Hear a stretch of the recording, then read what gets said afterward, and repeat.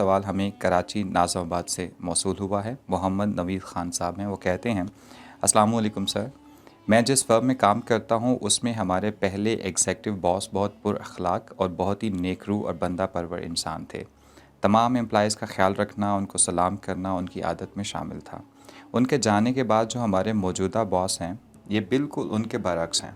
بات بات پر ملازموں کو بے عزت کرنے کا موقع ہاتھ سے نہیں جانے دیتے، ڈانٹنا، غصے میں رہنا، لوگوں کی حق سلبی کرنا، بلا وجہ سخت گیری کرنا ان کا معمول ہے۔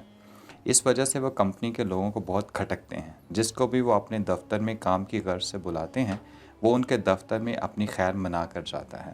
معمولی سی بات پر کھڑے کھڑے ٹرمینیٹ کرنا ان کے لیے کوئی مسئلہ ہی نہیں۔ بے روزگاری کے اس دور میں برداشت کا پیمانہ لبریز ہوتا جا رہا ہے۔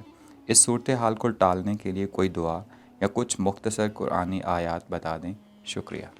میں اپنے بھائی سے یہ عرض کروں گا، سرکار نے فرمایا کہ تم کھانا اچھا بنا رہے ہو تو ایک پیالی زیادہ پانی ڈال دو، تم سائے کو بھی بیچ دو، تاکہ وہ دعائیں بھی آئیں، برکتیں بھی آئیں، اللہ کے نبی کی سنت۔ بلکہ یہاں تک فرمایا کہ اللہ 24,000 فرشتے ساتھ بھیجتا ہے جو اس کی بخشش کے لیے دعائیں کرتے ہیں۔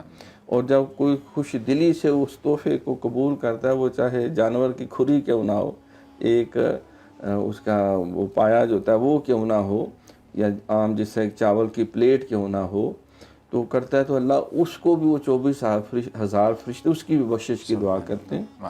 تو دفاتر میں رہتے ہوئے ہمیں تھوڑا بہت کھانے پلانے اس سے نفرت بغضنات دور ہوتے ہیں، اور ساتھ جو ہے وہ سرکار نے فرمایا کہ سورۃ یاسین یہ بڑا آزمودہ نسخہ ہے، آپ پڑھ کے اپنے دم شم کر کے جائیں دفتر میں، اپنے ادارے میں، انشاءاللہ اس کی برکت سے سارے آپ سے پیار کریں گے، احترام کریں گے۔